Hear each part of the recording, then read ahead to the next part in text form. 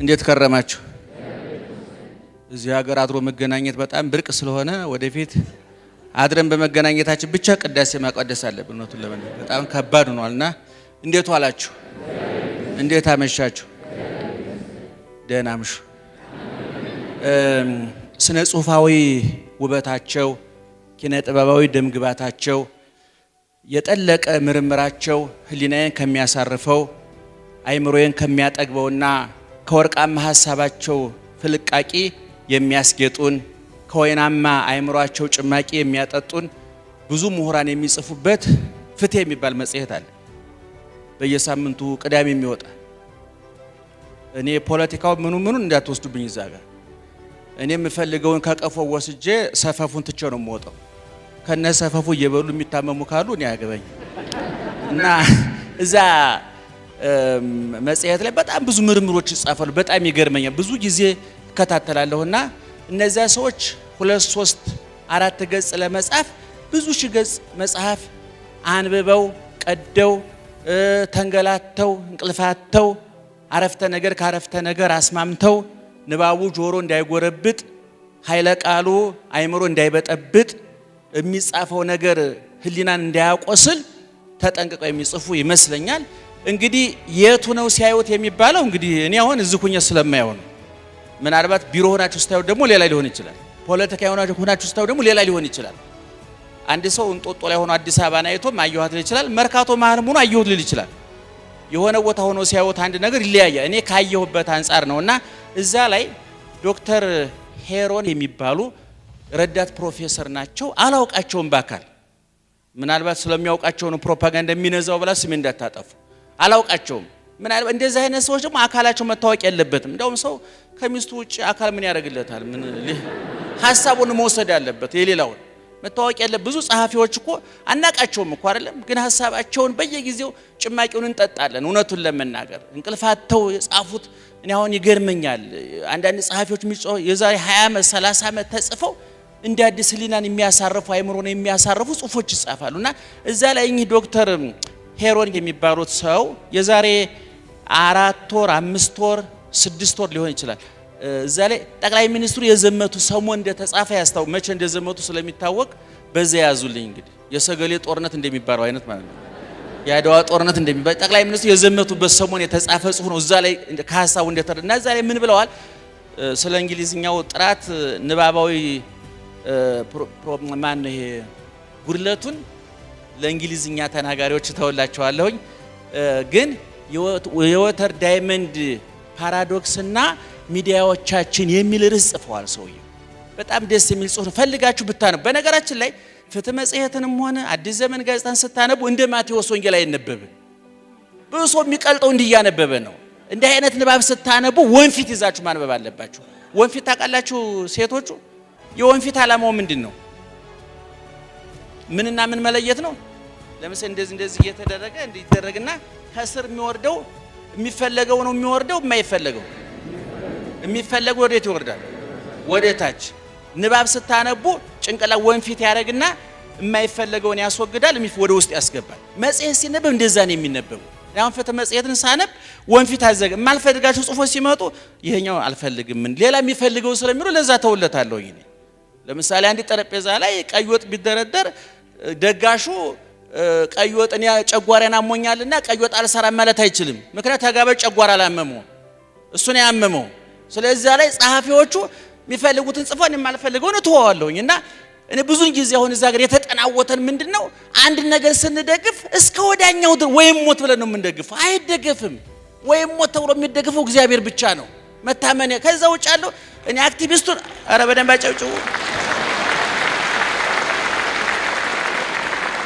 አሁን እኔ ዛሬ በ97 ዓመተ ምህረት አንድ አርብ ቀን ማስተምርበት ኮሌጅ በር ላይ ቆሜያለሁ። በእኛ በር ላይ ወደ ቤተክርስቲያን ይታለፋል። እናቶች እያለፉ ነው። እናቶች እንደምታውቁ ሲደግፉ ከልባቸው ነው፣ ሲያምኑም ከልባቸው ነው። ደስ የሚለው ነገር አሁን ሲሳለሙ እናቶች አይታችሁ እንደሆነ በግንባራቸው ተደፍተው አፈሩን እየዳበሱ ነው። ይሄ የከተማ ወጣት ግን ሲሳለም እንዳርጎ ነው፣ አፈር እንዳይነካው ነው። በዘዴ የብልጠትና እንደዚህ ፈውስ ማናገኘው ለዚህ ነው። እና እዛ ሴቶቹ ሲያልፉ በሐዘን ድምጽ ነው የሚያወሩት እና እንደው ልደት እያሉ ያወራሉ። ልደትዬ እንግዲህ እኛ ጳውሎስ ነው አቦዬ ናቸው ቤተክርስቲያኑና ልደትዬ ዝመጣች እንደ ብዬ ለካ ያን ሰሞን አቶ ልደቱ ታስረው ነበር እና ምንድነው ብዬ ሳጣራ ችግሩ እንደዛው ነው። አሁን በ97 ያ እንደዛ ሆኖ ታሰረ ተብሎ እንደዛ የተሆነለ ሰው ዛሬ በዛ መንደር ሲያልፉ ምን እንደሚፈጠር አላ ያን ጊዜም ልክ አይደለም። ሰምታችሁ በደንብ ስሙኝ። ያን ጊዜም ልክ አይደለም፣ አሁንም ልክ አይደለም። ሰውን ስትደግፉ እንደ ሚካኤል እንደ ገብርኤል አይደገፍም። ወልደ ሚካኤልና ሚካኤል ሊምታቱባችሁ አይገባም።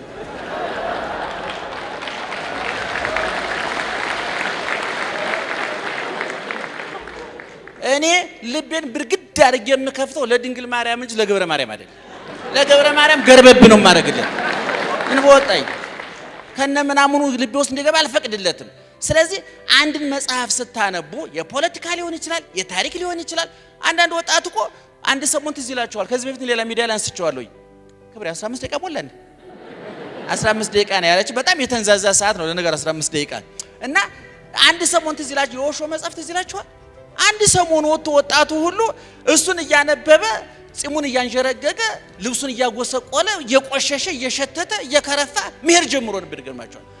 አሁን ኦሾን ለማንበብ እኔ ዝም ብድግ ብሎ ኦሾን የሚያነበሱ ምን እንደሚመስል ታውቃለህ? ጧት ማለዳ ተነስቶ ደረቅ ጠጅ በባዶውን የሚጠጣ ሰው የሚመስል ሳይ መጠጣት ኃጢአት ነው በጥቅሉ። ግን ቢያንስ ግን ኃጢአትነት እንኳን ቢቀር በሽታ እንዳያመጣ በልቶ መጠጣት አለ አይደለ? ስለዚህ ብድግ ብሎ ኦሾ አይነበብም። ወደ ኦሾ ለመድረሻ መጎዝጎዝ አለበት አንድ ሰው። ስለዚህ እኔ መጽሔት ስታነቡ አክቲቪስትም ስትደግፉ ምንም ስትደግፉ ብርግድ አድርጋችሁ ልባችሁን አትክፈቱ። እኔ አልከፍትም። ምን በወጣይ ብዬ ነው የምከፍተው? ገርበብ አድርጌ ነው የምከፍተው። ሲወጣ ይወጣል፣ መልሼ ዘጋለሁ። ሌላ እውነቴን ነው የምላችሁ። አንዳንድ የምንወያያቸው ሰዎች አሉ። ጫፍና ጫፍ የሆኑ ሰው እንድል የሆነው እንዳጋጣሚ ጫፍና ጫፍ የሆኑ ሰዎች ማከል ግባባለሁኝ እኔ እና ሁሉም ሲያወሩልኝ አንዱ ይመጣና ስለሆነ ሰውዬ እኔ በእውነት እኛ ጋር የበላ እየጠጣ እየለበሰ እንደኛ የሚንቀሳቀስ ሳይሆን ክንፍ ያወጣ መልአክ አድርጎ ይስላችሁ። ያንኑ ሰውዬ ደግሞ ሌላ ሰው ደውሎ ቀንድ አውጥቶ ሰይጣን ሆኖ በቃ የገሃነም ዘበኛ አድርጎ ይስልላቸዋል። እኔ ግን ሁለቱንም አልቀበልም። ሰውየው መልአክን ክንፍ ያወጣ መልአክም አይደለም፣ ቀንዳም ሰይጣንም አይደለም። እንደናንተ መንደር የሚኖር ሰው ነው። ሰው ማለት ደግሞ የሚያለማ የሚያጠፋ የሚክብ የሚንድ የሚያነድ የሚያበርድ ነው። ስለዚህ ምሁሩ የጻፉት ምንድነው? ባጭር ቋንቋ በጥንት ግሪኮች የጥንት ግሪኮች ፈላስፎቹ በከተማው የተንሰራፈው ዋልጌነት፣ ቸለልተኝነት፣ ለጊዜያዊ ጉዳዮች ትኩረት መስጠት፣ ቋሚ ነገሮችን መርሳት፣ ቋሚ ጉዳዮችን መርሳት፣ የህዝቡ መዘናጋት አሳዘናቸውና ይሄን ቅድም የነገርኳችሁ የወተር ዳይመንድ ፓራዶክስ ፍልስፍና የሚለውን ሐሳብ አመነጩ። እንግዲህ የዛሬ 2000 3000 ዓመት ሊሆን ይችላል ፍልስፍና። ምንድነው ጽንሰ ሐሳቡ? ወተር መቼም ታውቁታላችሁ አይደል? ማይ ነው ወይም ውሃ ነው አይደል? ሌላም ቋንቋ አለው ማለት ነው። ውሃ ማለት ነው አይደለም? ለእናንተ የመተርጎም አይጠበቅ። ዳይመንድ ደግሞ ምን አልማዝ ነው አይደለም? አልማዝ በጣም ውድ ነው። ውሃ በጣም ርካሽ ነው። በጣም አስፈላጊው ግን ማን ነው? በጣም አስፈላጊው ማን ነው? ስለዚህ ፈላስፎቹ የግሪክ ፈላስፎች ሊሉ የፈለጉት ምንድነው? ህዝባችን ህይወቱን የሚያስቀጥልለትን ውሃ ንቆ ጆሮ ላይ ለሚንጠለጠል ዓለም አዝ ቅድሚያ ሰጥቷል። ለምሳሌ ቅድም ቤተልሔም አራስናትም አርክቴክት ናትም ተብሏል። እንግዲህ ሰው ህንጻም ትሰራለች ማለት ነው በሌላ ቋንቋ አይደለም። በአራስነቷ ሰው ሰርታለች፣ በአርክቴክቱ ደግሞ ህንጻ ትሰራለች። ሁለቱንም መገንባት ቀላል አይደል። ባሏ እድለኛ ነው እውነቱን ለማለት። በነገራችን ላይ ከዛ ቀደም ብሎ የቀረበው ሐሳብ ምንም አልገባኝም። የሚገርማችሁ አይን ይጠይቃል ማለት ነው እንግዲህ እና ምን ለማለት እንደፈለጉ ወጣቶቹ አልገባኝም። አይናሞቹን ጠይቄ ለመረዳት ሞክራለሁ። ጊዜን አባከኛለሁና ያንን መከፈል እፈልጋለሁ። አልገባኝም ሐሳቡን። ጥሩ ሐሳብ ነው ያቀረቡት፣ ግን እኔ ስላልገባኝ ነው። ምክንያቱም ለኔ ብቻ አላቀርቡ ለእናንተ ጭምር ስለሆነ የገባችሁ ገዝታችኋል ሐሳቡን። እኔ ደግሞ ጠይቄ ገዛችኋለሁ። እና ምንድነው አሁን ለምሳሌ ይሄን ሰሞን ቅድም ቤተልሔም እንዳነሳቸው አሁን ሐሙስ ማን ነው ሰኞ ዕለት የቫላንታይን ዴይ ነው፣ የፍቅር ቀን። እውነቱን ለመናገር ቀኑን በራሱ ማክበሩ አይደለም አደገኛው። ይሄንን እኔ ከዚህ በፊት አንድ ቪዲዮ ላይ ተናግሬያለሁ። እኔ ወለል ብላ ተበርግዳ የተከፈተች ሀገርም ተከርችማ የተዘጋች ሀገርም አታስፈልገን። ገርበብ ያለች ሀገር ታስፈልገናለች። የሚያስፈልጋትን የምታስገባ የማያስፈልጋት የምትከላከል። ለምሳሌ እኔ ሰሞኑን አሜሪካን ሀገር አንድ በዓል አከበርን የምስጋና ቀን የሚባል። እኔ አሁን እሱ እዚህ ሀገር እንዴት አድርጌ ላምጠው ብዬ ተመኘሁኝ። ምክንያቱም ምን እንዳስመኘኝ ታውቃላችሁ? ክርስቲያኑ ለመስቀል፣ የሆነ ሰው ለሬቻ፣ የሆነ ሰው ለጨንበላላ፣ የሆነ ሰው ለኢዳል ፈጥር፣ የሆነ ሰው እንደ ሰው የምንሰባሰብበት ማዕከላዊ በዓል እንዴት መፍጠር አልቻልንም? መፍጠር መቻል፣ የምስጋና ቀን መፍጠር መቻል አለበት። ማንም ሰው እኔ አሁን እሱ ተመኝቻለሁ ለሀገሬ። በነገራችን ፈረንጆቹ የምስጋና ቀን በ17ኛው መቶ ክፍለ ዘመን በስደት አሜሪካ ከገቡ በኋላ ለመጀመሪያ ጊዜ አሜሪካን ሀገር እህል ዘርተው የመጀመሪያ እሸት የበሉበትን በብሉይ ኪዳን የበዓለ ሰዊት የሚባለው እነሱ ገልብጠው ለክብር ያበቁት በጣም ነው ደስ ያለኝ። እኔም በጣም ነው የወደድኩት ያንን በዓል። ያ ቢኮረጅና ወደ ሀገራችን ቢመጣ ማዕከል አሁን እኮ የሚገርማችሁ ነው ማዕከል መገናኘት አልቻለም። ሁሉም ጽንፍና ጽንፍ ባለፈው ተናግሬያለሁ። አንዱ ፋሲል ግንብ ተገትሯል፣ አንዱ አክሱም ሐውልት ተገትሯል፣ አንዱ ሐረር ግንብ ተገትሯል፣ አንዱ ጥያ ትክል ድንጋይ ተገትሯል፣ አንዱ አራዳጊ ተገትሯል። ሁሉም በየግንቡ ስር ተወትፏል። መሃል ላይ የሚያገናኝ የምስጋና ቀን አያስፈልግም ወገኖቻችን? እንዴት እንደ ሰው እንገናኝ? የዛሬ ሳምንት መጽሐፍ ምርቃ ላይ ተናግሬያለሁ። ሙሉ ሰው የሚባለው እንደ ሰው ዓለም አቀፋዊ፣ እንደ ዜጋ ኢትዮጵያዊ፣ እንደ አማኝ ሰማያዊ ሐሳብ ሲኖረው፣ ይሄ ሶስቱ ሐሳብ የጎደለበት ሰው ሙሉ ሰው ሊባል አይችልም። ቪኤት ሊነዳ ይችላል። በእውነቱ የሬሳ መኪና ከሚነዳ ላይ ይቻላል። ምን ዋጋ ያለው ቪኤት ቢነዳ ሬሳ የሚነዳው መኪና ይባላል። ልጨርስ ነው አይዟችሁ። ስለዚህ እኔ አሁን እዚህ ሀገር ግሪኮቹን ዶክተር ሄሮን በመጽሐፍ በዛ ትንታኔ በነገራችን ላይ ፈልጋችሁ ብታነቡት በጣም ደስ ይለኛል። እኔ ቆንጥር የምፈልገውን ነው ወስደው ሳቸው የበለጠ ፈትፍተው አሳምረውታልና ምንባቡ ላይ ፈልጋችሁ አንብቡትና የራሳችሁ ግንዛቤ ወሰዱ። በነገራችን ላይ መጽሔቶችን፣ ጋዜጦችን እነዚህ መጽሐፍትን የማንበብ ልምዳችን እየደከመ የመጣ ይመስለኛል። ምክንያቱም ብዙ ሰው ፌስቡክ ላይ ተጥሎ ይውላል። ፌስቡክ ላይ የሚገኘው ንባብ ምሳ በልቶ ሻይ እንደመጠጣት ነው። ሰምታችሁኛል? ሰው ምሳ በልቶ ምሳ ነው ሻይ ግዴታ ምሳ በልቶ ሻይ መጠጣት አለ መጠጣት ግዴታ ነው አይደለም። ፌስቡክ ላይ የምታገኙት ንባብ ዕውቀት ነው ብላችሁ ያሰባችሁ ካላችሁ በባዶ ወዳችሁ ሻይ እየጠጣችሁ እየተቀቀላችሁ ነው ያላችሁ። እሱ ዕውቀት አይባልም። ተውት። እሱ መዝናኛ ይባላል። ዝም ብሎ እዚህ ቁጭ ብለው ሰዎቹ በልተው ጠጥተው ሲያገሱ የጻፉት ነው ያ። እንደገና ብዙ ሰዎች ፌስቡክ ላይ ተጥደው የሚውሉት ደግሞ ዩቲዩብ ላይ ተጥደው የሚውሉት አብዛኞቹ የማንበቢያ ጊዜ የላችሁ። የሚገርማችሁ ነገር የማንበቢያ ጊዜ ስለሌላችሁ ግምታቸውን ነው የሚያወሩላችሁ። ሰው ደግሞ ግምቱን ጥንቆላም ሊሆን ይችላል የግል ሐሳቡን የሚደፋብና እኔ አሁን የቫላንታይን ዴይ ነው ሰኞ ሲከበር የምንሰማቸው የሬዲዮ የቴሌቪዥን ማስታወቂያዎች ይዘገንናሉ። እኔ እንደ ሃይማኖት ጽድቅና ኩነኔ እያልኳቸው እንደ ዜጋ እንኳን የሚያኖሩን አይደለም። በአደባባይ ዝሙት የሚሰበክባቸው ናቸው። በአደባባይ የሆቴሎች ማስታወቂያ ብትሰሙ ይዘገንናል፣ በጣም ያበሳጫል። ሴቶቹን አስባችሁበት ውጡ፣ በዚህ ቀን ዝሙት መፈጸም ተፈቅዷል ተብሎ ማስታወቂያ የሚነገርባቸው ነው። መንግስት ምን እንደሚጠብቅ አላውቅም። እውነቱን ለምን እኔ እንትና ወረረኝ እንትና ተኮሰብኝ እነዚህ የሚተኩሱት ይከፈሉ ነው። በየሆቴሉ ሰው የሚገሉ አሉ። እንደው እኔ ከባድ መሳሪያ ከሚተኩሱብን ይልቅ እነዚህ በቀይ ልብስ ሻማ ያበሩ የሚተኩሱብን መጥፎ ሰዎች አሉ። ገንዘብ እስካገኙ ድረስ ማንም ምንም ጉዳይ የሌላቸው በእውነት ሆዳቸው እስከሞላ ድረስ ጭንቅላታቸው የማያሳስባቸው ኪሳቸው እስከሞላ የነፍሳቸው ጉዳይ የማያሳስባቸው ሰዎች አሉና እኔ ቅደም ተከተሉ አይምታታብን። በጊዜያዊ ጉዳዮች መሰረታዊ ጉዳዮቻችን አንርሳ። ለምሳሌ የዛሬ 3-4 ዓመት እኔ አንድ ውይይት አድርገን ነበር ለ5-6 ሰዎች ነው። አዲስ አበባ ላይ እንደምታውቁት ግማሹ አዲስ አበባ ነው ስሟ ይላል፣ ግማሹ ፊንፊኔ ነው ይላል። እንዴ በጣም ቀላል እኮ ነው። አዲስ አበባ ፊንፊኔን ብትላት አዲስ አበባን ብትላት ከለትራት እየጎሰቆለች ሄደች ከተማ ናት። ምንም ብትላት አንተ ለንደን መሆን አትችልም፣ ምንም ቶኪዮ መሆን አትችልም። እነዛ ከተሞች ዓለምን የገዙት በስማቸው አይደለም፣ በስልጣኔያቸው ነው፣ በምቹነታቸው ነው፣ በመስተካከላቸው ነው። እና እኔ ምን ብዬ አሰብኩኝ እዛ አንድ ሐሳብ አቅርቤ ነበርና አዲስ አበባ ግማሹ አዲስ አበባ ግማሹ ፊንፊኔ ያለ ካስቸገረ ለምን በአንድ ሐሳብ አንስማማም? በሸገር ሁለቱም ይስማማሉ። የሚገርማቸው አሁን ያጠናሁት አዲስ ነገር። ስለዚህ እኔ ከአዲስ አበባ ከፊንፊኔ ፊን ወስደን አፌ ሸገር ብንላትስ?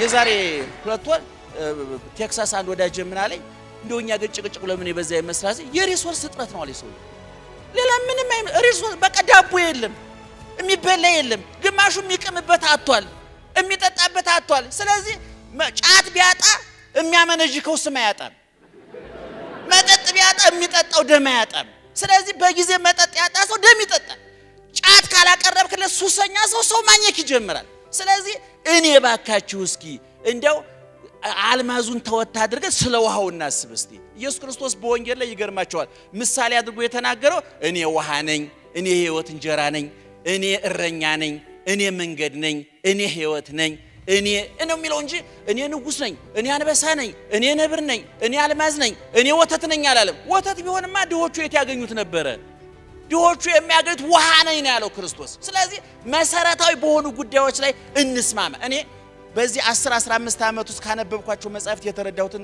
ነገር ምን መሰላችሁ አሁን ግለ ታሪክ መጻሕፍት እየተጻፉ ነው ታውቃላችሁ አይደለም እንደው እነሱ በጣም አተኩራቸው አኑ በተለይ እነዚህ ሽማግሌዎቹ የጻፏቸው የህይወት ታሪኮች አሉ የነ ተክለ ጻድቅ መኩሪያ የነ መርስዔያዝን ወልደ ቂርቆስ የነ በጅሮን ተክለ ሐዋርያት የነ ራስ ምሩ ሌሎችም ጽፈዋል እነዚህ በፖለቲከኞች የጻፉትን ተውት እሱ ለጠቅላላ ዕውቀትም እንኳን የሚጠቅም አይመስለኝም እየሸመጠጡ የጻፉት እሱን ተውት የተፈጸመውን ታሪኮ ይክዱናል እኮ ይገርማቸዋል የሞተው ሰውዬ ያለ የለም አልሞተም ብሎ የመካደል እነሱን ተዋቸው እነሱ አልተረጋጉም አረፍ አልከቱም አንሰማም እሱ እኔ አሁን የተረዳሁት ነገር እነዚህ የሰሜን ሸዋ መሳፍንት መኳንንት አዲሲቱን ኢትዮጵያ ለመፍጠር ያደረጉትን ጥረት ማንንም ያጤን የለም ይገርማቸዋል እኔ አሁን ነው የገባኝ እነዚህ ሰዎች እኮ ይሄን ነገር ለመስራት በጦር ይሆንም በጦር ያቃታቸው ምን ያደርጋሉ ልጆቻቸውን ያጋባሉ ለጎንደሩ ይድሩለታል ለትግራዩ ይድሩለታል ለምሳሌ ንግስት ዘውዲቱ እኮ ለትግራዩ መስፍን ተድረው ነበር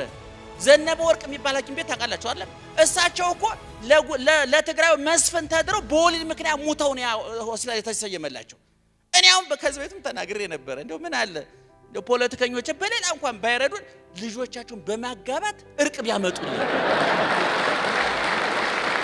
ግን ይጋባሉ ወይ ነው መጀመሪያ ይጋባሉ ወይ እሱ ጥያቄ ነው እና እነዛ ሰዎች ውሃውና አልማዙ እነዛ መሳፍንት መኳንንት ዛሬ ስማቸውን የምናጠፋቸው በዝባጆች አውዳሚዎች ይያል ስማቸውን የምናጠፋቸው ሰዎች በበቅሎ ተጉዘው የኢትዮጵያ ግዛት እስከ ኦጋዴን ነው እስከ መረብ ነው እስከ ዳርበ በበቅሎ ተጉዘው እኮ ነው ይገርም በፈረስ ተጉዘው ከመሃል ሸዋ ተነስተው አዋደው አስማምተው ኢትዮጵያ የምትባል በነገራችን ላይ ያደዋ ድል ራሱ በዋናነት የነዚህ መሳፍንትና መኳንንት ውጤት ነው እኛ መቀኝ እኔ ሰሜን ሸዋ ተወላጅ አይደለም እንዳትበሳጩ አደራችሁ ማርያምን አይደለም ሌላ ክፍለ ሀገር ነው ሀገሬ እኔ ግን አሁን የገባኝ ነው እነዚህ ሰዎች አልማዙና ውሃው ያልተምታታባቸው ናቸው ኢትዮጵያ አልማዝ አይደለች ውሃ ናት ጠጥተን የምንረካባት ናት አልማዝ አልፎ አልፎ የሚገጥበት ነው እና ምስራቅና ክብሬ አመሰግናለሁ ዛሬ የመጣሁት ነቱን ለመናገር ላለፉት አመትና 2 አመት ምስራቅን በያገኘውበት ይቅርታ መጠየቁ ሰለችኝ እና ሰብሰብ ባርግ ዛሬ ይቅርታ ልጠይቅ ብዬ ነው መጣሁትና ብዙ ጊዜ እየጠራችኝ አልተመቸኝም ነበር ደግሞ ብዙ ማውራቱ ውጤት እያመጣ ስላልሆነ እስኪ ዝም ብለን ሞክረው ደግሞ ብዬ ነው በሌላ በኩል ደግሞ እዚህ መድረክ ላይ የምንናገራቸው ነገሮች መቶ አትወሰዷቸው ማትፈልጉትን አንቀራችሁ ትፉት በቃ እኔ ማቴዎስ ወንጌል አልነገርኩም ዮሐንስ ወንጌል ሐሳቤን ነው የነገርኩ እኔ ሐሳብ ደግሞ ልትጥለው ትችላለህ ምን ችግር አለ አንተ የሐሳብ መጫኛ ካሴት አይደለም ተፋው ጣለው አሁን አንዳንድ ሰዎች በተነፈስ ነው በቀደም የዛሬ ሳምንት አንድ ንግግር አድርጌ አንድ ወዳጅ ምን ብሎ ቴክስት ላከልኝ አርፈ ወንጌል አይሰብኩም ወይ አለኝ ምን ብዬ ነው አልኩት ስለ እርቅ ተናግሬ ነበርና እንዴ ታዲያ ወንጌል እኮ እርቅ ነው እኔ እንግዲህ መደመርም ሆነ አብዮታዊ ዲሞክራሲ አልሰበኩም እኔ ታረቁ ነው ያልኩት ተግባቡ ነው ያልኩት ተስማሙ ነው ያልኩት አባቶ የሚያደርጉትን ያውቁምና ይቅር በላቸው ብዬ ነው ያሰበኩት ምን ኃጢአት የተናገርኩት ይሄ አንተ ዘንድ ደርሶ የከነካ ጥሩ ተናግሬ ያለው ማለት ነው እኔ ኳሱን ወደ ሜዳ ጥላለሁኝ 22ቱ ይራኮቱበት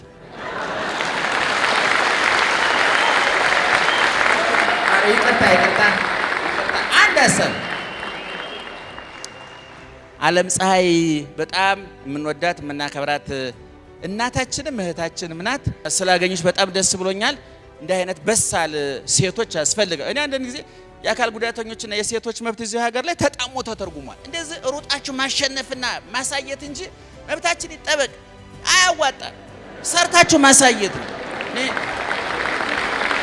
እንደው ከዚህ በፊት ተናግሬ ነበረ። የ12ኛ ክፍል ማለፊያ ለሴቶችና ለአካል ጉዳተኞች አስተያየት ይደረጋል ሲባል እኛስ ችግር የለም ሴቶቹ እንዴት ተስማሙ? አካላችን ጎሏል ነው።